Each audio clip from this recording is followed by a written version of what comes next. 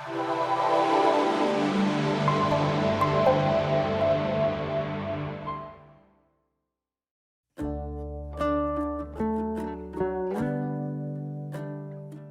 adalah surah yang mengumumkan berita gembira kepada Nabi apa bakal berlaku bila baginda menjadi Nabi.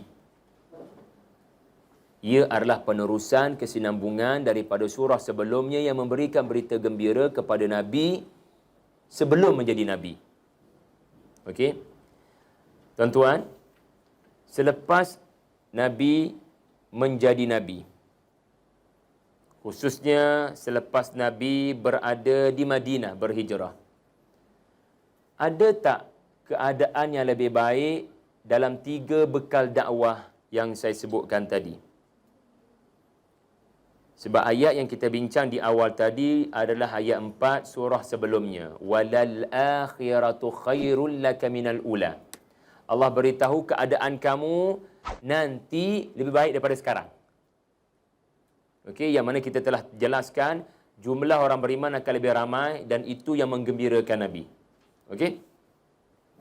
Jadi jumlah orang beriman ramai di mana? Di Mekah ke di Madinah? Jadi di Madinah nanti Nabi akan mendapati lebih ramai orang beriman. Dan macam mana psikologi, informasi, ekonomi pun lebih baik daripada keadaan Nabi sebelum umur 40. Sebelum Nabi menjadi Nabi, Nabi mempunyai seorang isteri. Tetapi di Madinah, Allah kurniakan Nabi lebih daripada seorang. Jadi ini adalah satu kekuatan psikologi kepada Nabi. Kerana bersama dengannya isteri-isteri yang Allah perintahkan untuk nikahi. Ya, ataupun Nabi memilih untuk menikahi atas maslahat-maslahat tertentu dan bukan sebagaimana tohmahan orientalis, ya, iaitulah kemahuan nafsu, ma'adallah. Okey. Dari sudut informasi, apa Nabi boleh dikatakan lebih baik keadaan berbanding sebelum Nabi? Tidak bukan wahyu. Wahyu tidak berhenti turun dan terus turun membimbing Nabi. Tuan-tuan, situasi paling banyak para sahabat tanya dan Nabi tak tahu jawapan, Allah beri kepada Nabi jawapan Madinah. Lepas tu yas'alunaka semuanya Madaniyah. Sebab jumlah orang beriman bila bertambah, mereka ada banyak soalan.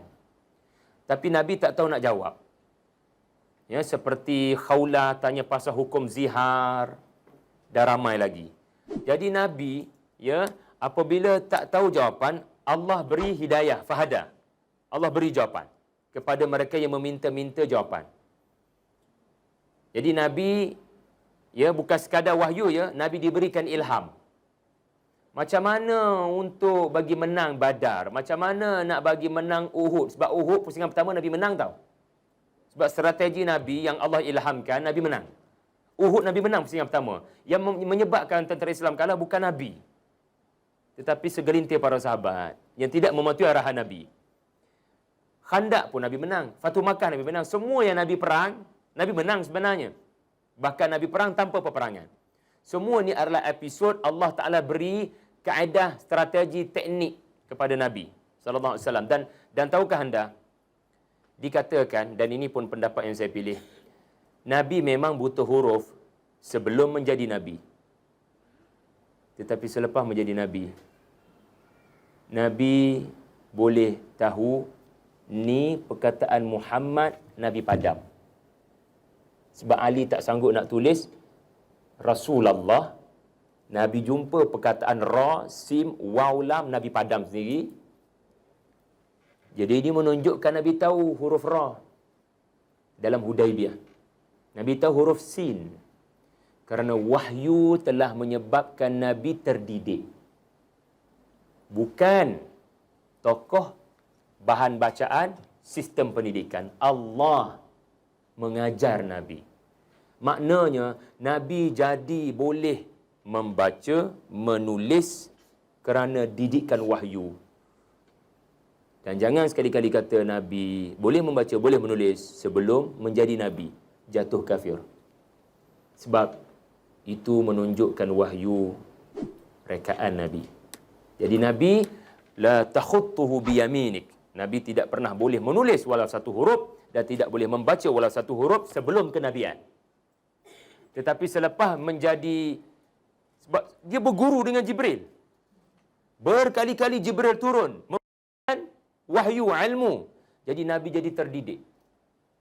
Nabi jadi orang kita boleh katakan pintar dan berpengetahuan tinggi. Okey?